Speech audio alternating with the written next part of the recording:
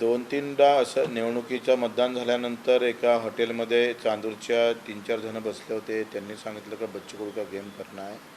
ते कार्यकर्त्यांना ऐकलं. ते आम्ही रिपोर्टमध्ये हे केलेलं आहे. नंतर अचेरपूरला भाजी विकत असताना घेत असताना एक तिथं म्हटलं का बच्चू कडूचं आनंदी घेऊन त्याचा तपास लागला. त्याचा मोबाईल नंबर भेटला. तो गडचिरोलीला राहणार आहे. त्याचा काही फार उद्देश नव्हता. सहज त्याने बोललं होतं. नंतर मग निवडणुकीच्या दरम्यानमध्ये पासून तर आत्तापर्यंत सारखे अपघाताच्या वार्ता केल्या जात आहे. नेमकं त्याच्या मागचा काय हेतू आहे हे तपासला पाहिजे. याच्यासाठी आम्ही तक्रार केली आहे.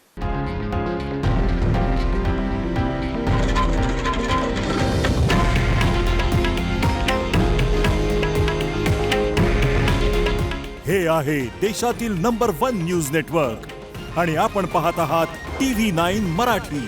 काळजी तुमची, हित महाराष्ट्राचं.